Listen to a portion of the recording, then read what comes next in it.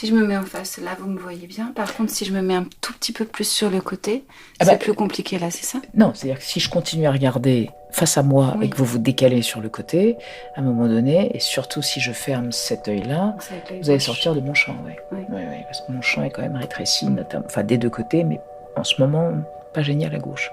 Merde, j'en ai foutu. Voilà, la preuve.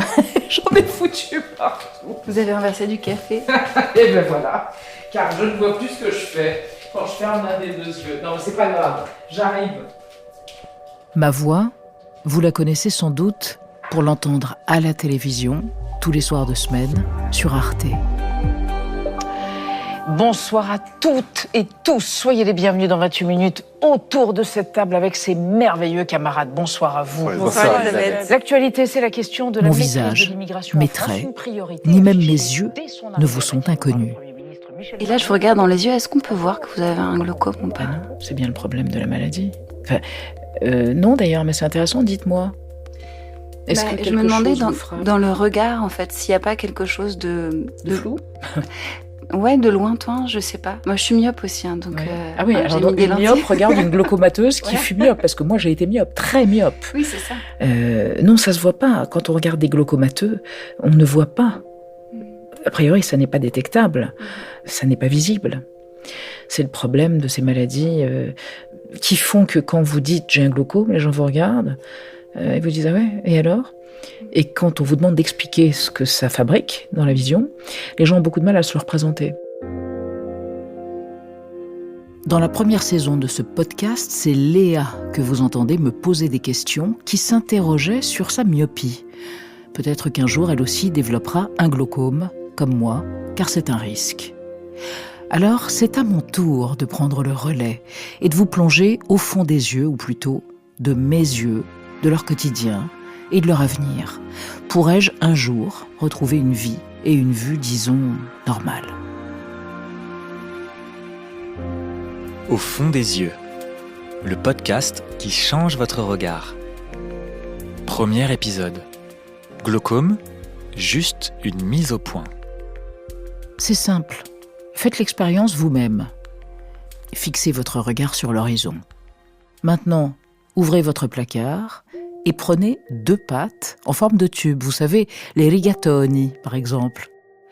Et mettez une patte devant chaque œil. Voilà aujourd'hui comment je vous verrais à peu près si je vous croisais en plein jour. À présent, vous reposez ces pattes sur la table devant vous, peut-être amusé ou un peu agacé par cette expérience farfelue. Sauf que moi, ces pattes, elles sont toujours accrochées à mes pupilles. Quand est-ce que vous avez su que vous avez eu un glaucome ? Vous vous souvenez de l'année ou pas ? On est en 2024, ça devait être en 2007 ou 2008. Et c'était suite à un examen comme C'était suite à un examen chez un vieil ophtalmo qui prenait sa retraite après, ce que je ne savais pas quand je l'ai vu. Et l'examen a eu lieu parce que j'avais une sensation bizarre, visuelle. Pas de douleur aucune, mais pendant quelques semaines, j'ai eu une sensation étrange d'un champ de vision un peu rétréci. Je ne comprenais pas, je n'avais aucune information sur le glaucome. Tout ce que je savais, c'est que j'étais myope.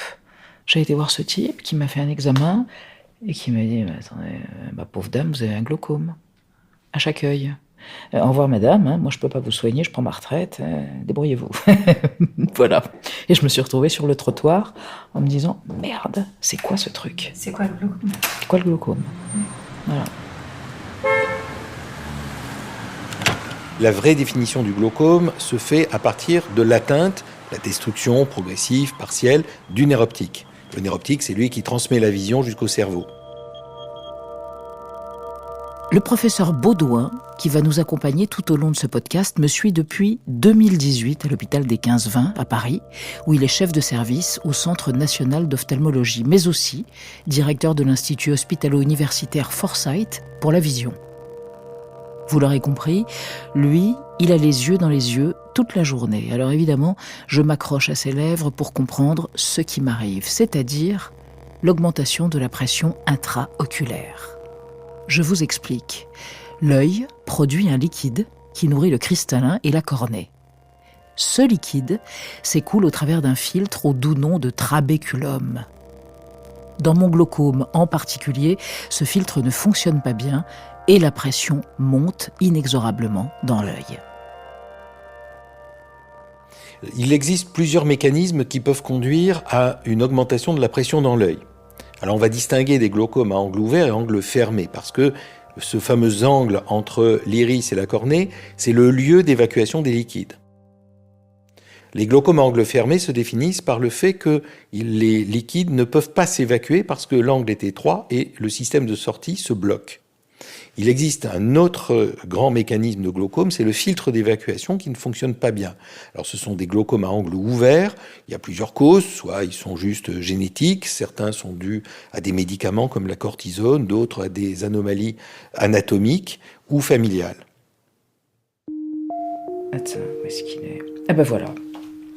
Alors ça c'est mon père jeune. C'est une photo en noir et blanc. Ouais. Dans tous les cas, la pression oculaire va monter et donc la répercussion va se faire sur l'arrière de l'œil au niveau du nerf optique qui est la victime de cet excès de pression lié à une diminution de l'évacuation. Ça c'est mon père jeune Il avec sourit. ma mère. Il sourit. Il a des yeux rieurs. Il a des yeux rieurs. Ma mère lui tient solidement le bras parce qu'elle n'a pas envie qu'on lui pique. Ça, c'est mon père qui fait une grimace épouvantable, mais très très comique. Il jouait au golf et là, il avait fait un coup dégueulasse. Donc il est marrant avec son pull, sa casquette, et « Oh, j'ai joué comme une savate », dit-il. Ça, c'est... Et vous avez ses yeux ? Est-ce que j'ai ses yeux ? Est-ce que ses yeux en forme un peu Ouais. d'amande ? Oui, j'ai ses yeux. Ça me désole un peu, mais ma maladie, ce glaucome à angle ouvert, a une cause qui manque d'originalité. Elle est simplement génétique, comme dans 30% des glaucomes. Un glaucome en héritage, en quelque sorte, que je dois à mon père. Son glaucome, il a commencé à le ressentir, je pense, à la fin de sa vie, c'est-à-dire au début des années 2000. Et vous aviez jamais perçu une manière différente de regarder ? Chez lui ? Oui. Non. Non. La grande difficulté dans le diagnostic personnel du glaucome, c'est que pendant des années, voire des dizaines d'années, on ne le ressent pas. Il n'est globalement pas douloureux, il n'entraîne pas d'atteinte visuelle, sauf dans les formes tardives, et c'est déjà beaucoup trop tard, ou en tout cas, même si cela vaut la peine de sauver la vision résiduelle, on a déjà quand même une atteinte importante. Il existe des exceptions. Les glaucomes par fermeture de l'angle peuvent entraîner des douleurs à caractère nocturne, mais c'est souvent des maux de tête, c'est pas forcément des douleurs dans les yeux. Et puis ça peut ressembler aux douleurs ou aux maux de tête qu'on peut avoir quand on travaille beaucoup sur ordinateur. Donc ça n'a pas beaucoup de spécificité. Mais leur caractère nocturne, c'est-à-dire qui réveille en pleine nuit, ou le matin quand on se lève, même si ça passe en prenant un café ou le petit déjeuner, ça doit être quand même assez suspect, il vaut mieux en parler. Mais il y a un paramètre, un caractère très important qui doit pouvoir faire suspecter le glaucome et de proposer aux gens qui sont concernés d'aller voir un ophtalmologiste et d'en parler. C'est le caractère familial.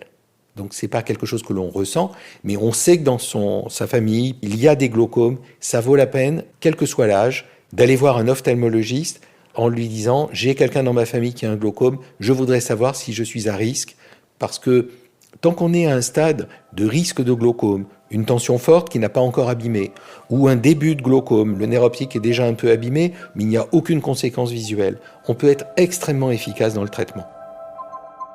Bah tiens, bah voilà, là j'ai plein de machins.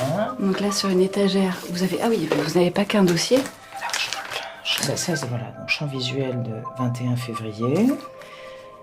Ça ressemble à des pinces de crabe, mais ça semble être un nerf optique. Voilà, nerf optique, yeux. Un gros dossier encore. Il y en a, mais il y en a plein. Je garde tout. Voilà. Le diagnostic du glaucome repose sur 3 paramètres. Le premier, c'est la pression oculaire. Mais la pression oculaire ne résume pas complètement le glaucome. Donc, il faut qu'on ait d'autres paramètres. Alors, les autres paramètres reposent sur l'évaluation du nerf optique. Est-ce que le nerf optique est abîmé ou pas ? Un peu, beaucoup, de manière débutante. Et puis, c'est une maladie qui atteint la vision, ce qu'on appelle le champ visuel, la vision latérale qui va s'évaluer par des tests très spécifiques où on va montrer les points lumineux qui s'allument sur les côtés pour voir si les patients les voient ou non. Et donc, c'est un trépied tension, aspect et mesure du nerf optique, mesure de la vision latérale et donc du champ visuel. Et votre fille, vous avez une photo de votre fille? J'ai une photo de ma fille, là. Elle est magnifique. Ouais. Ça, c'est un portrait, c'est un vrai portrait c'est en un argentique. vrai portrait, absolument, fait par un bon photographe. Elle avait 14 ou 15 ans, maximum. Ouais. Heureusement, quand je regarde la photo de ma fille, Ouna, de ses yeux, je me dis que la chaîne s'est brisée avec son adoption. Au moins pour ce qui est de la transmission génétique de la maladie. Il y a toujours ses yeux en amande. Oui. Je sais pas. Il y a quelque chose de rieur aussi dans son regard. Oui, même si sur la photo, elle a un visage très hiératique. Un peu mélancolique. Il lui avait demandé de ne pas sourire. Et effectivement, elle a des yeux absolument très limpides et en même temps complètement impénétrables. Elle est belle, hein, elle est vraiment belle. Elle n'aura pas mon glaucome, ni même ma myopie. Car en effet, j'étais une super myope avant de me faire opérer. Un regard un peu ailleurs, un peu rêveur. Comme celui de cette lionne Clarence dans la série télé américaine Daktari, vous voyez ? Celle qui louche, un peu. Un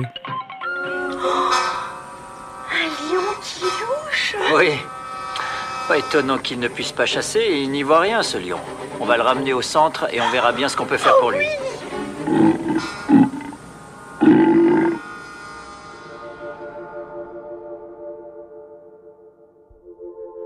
J'ai été opérée il y a 15 ans de la myopie par un ophtalmologue qui m'avait assuré que l'opération n'était pas contre-indiquée sur les patients glaucomateux. Mais ma cornée a été diminuée par le laser, ce qui, je l'ignorais alors, fausse considérablement le calcul de ma tension oculaire. Et il est donc beaucoup plus difficile aujourd'hui de suivre l'évolution de mon glaucome. Le lien entre glaucome et myopie est un lien sur lequel beaucoup de questions ont été posées. Ce lien n'est pas totalement clair, mais les forts myopes ont non seulement un peu plus de glaucome en termes de fréquence, mais surtout une gravité du glaucome beaucoup plus importante. Et puis, le fait d'être myope rend le diagnostic très difficile, parce que le nerf optique a une forme modifiée, atypique. Le champ visuel peut être perturbé par la myopie elle-même. Même la pression oculaire est souvent plus basse chez les myopes parce qu'ils ont des cornées plus fines. Accès au studio sur la gauche. Et puis un certain nombre de myopes ont été opérés de la myopie, ce qui contribue à amincir leur cornée, donc à diminuer la mesure de pression de manière fausse, puisqu'en fait la vraie pression est plus élevée, mais du coup on peut aussi avoir des retards diagnostiques ou des difficultés dans l'évaluation du glaucome chez les forts myopes.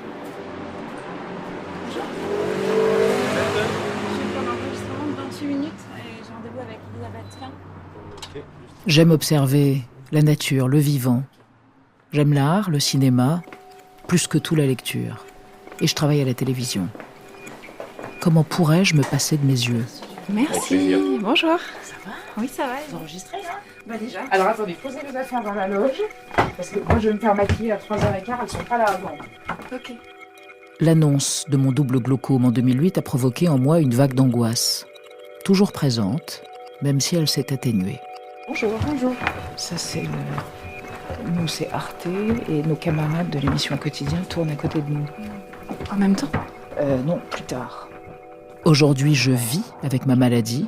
Elle fait partie de moi intégrante, comme un parasite qui m'encombre un peu, mais que je finis à peu près par oublier. Les médecins, eux, contiennent mon glaucome avec différents traitements. Attends, qu'est-ce que je fais? Je la coince? En fait, ça part tout le temps. Ça n'arrête pas de la Mais moi recoincer aussi, et je ne sais pas comment on peut faire. Je sais pas. Bon. Écoute, on va vivre Pas avec. bien, voilà. Hein.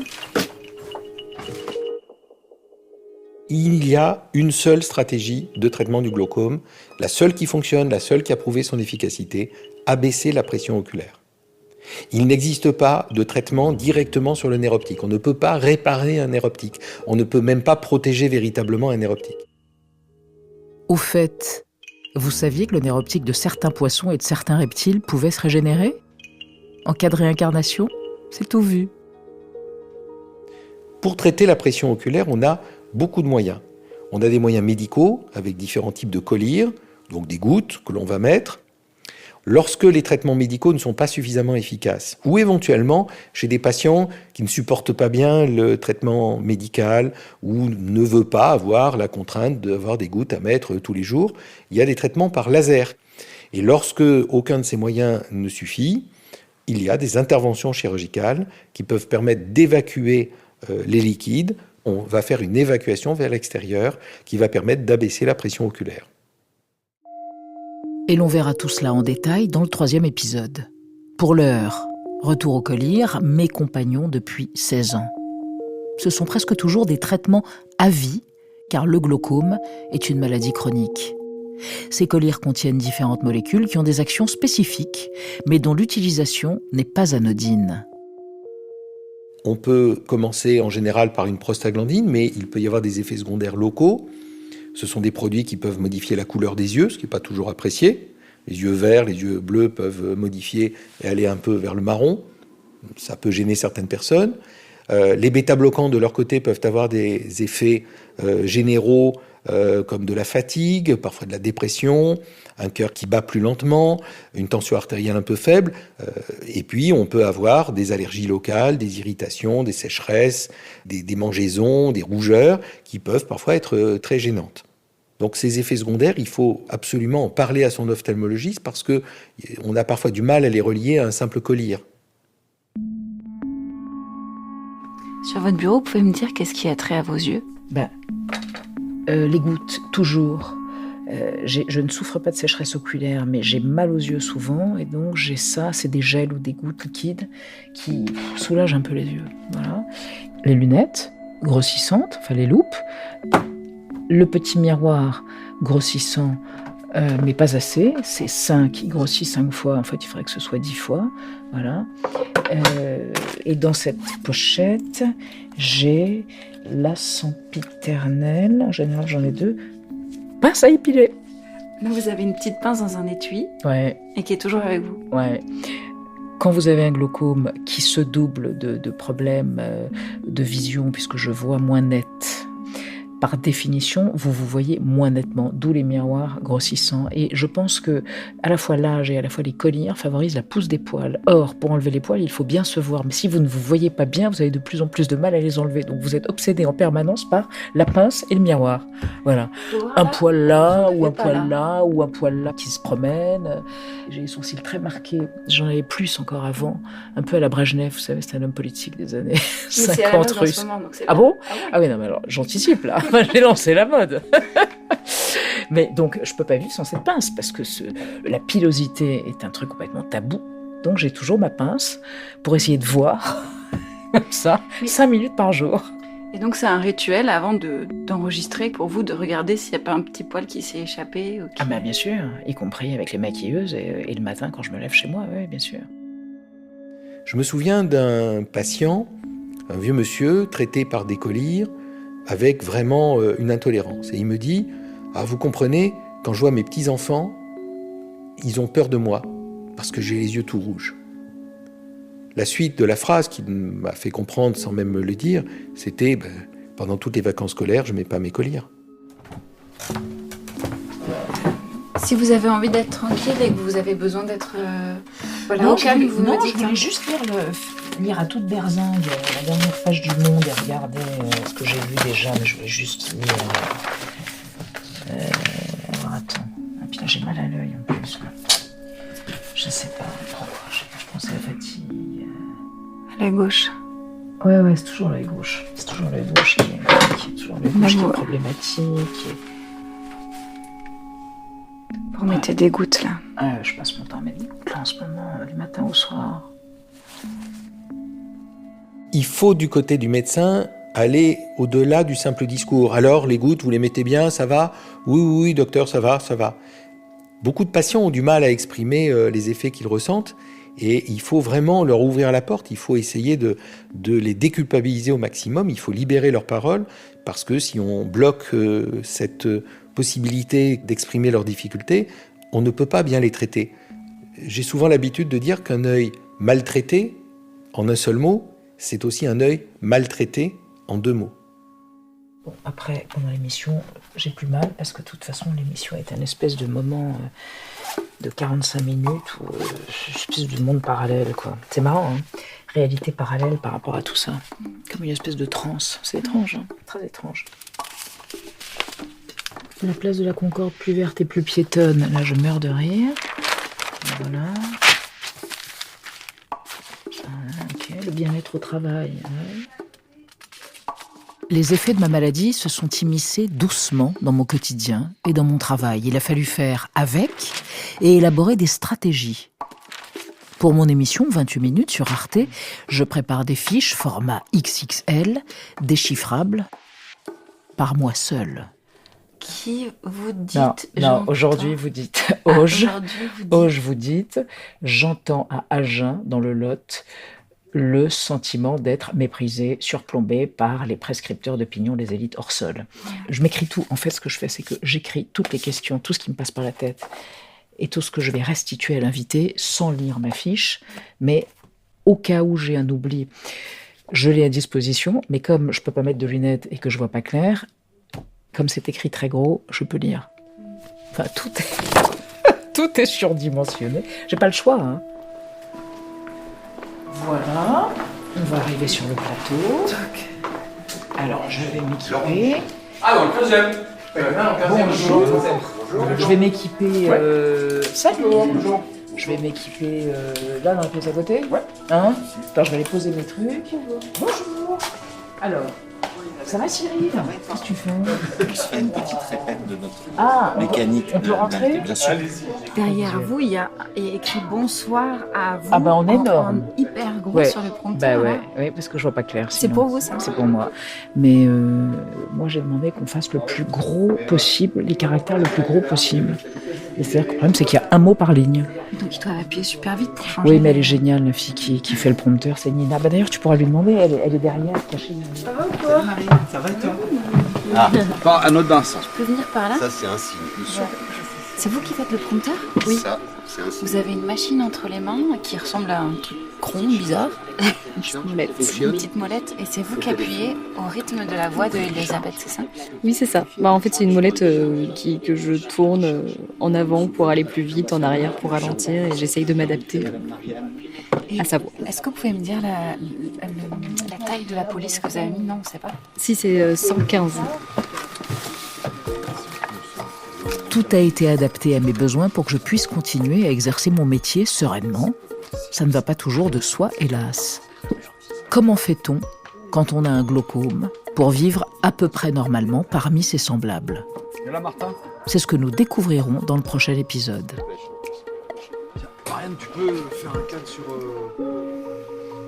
C'était Au fond des yeux, une enquête originale de l'hôpital des 15-20, l'Institut de la Vision et l'Institut Foresight pour la Vision. Une production du studio Ose, avec la complicité d'Elisabeth Quint et la participation du professeur Christophe Baudouin. Reportage Léa Minot. Réalisation Juliette Medevielle. Mixage Simon Zrac. Production Lorraine Pagès.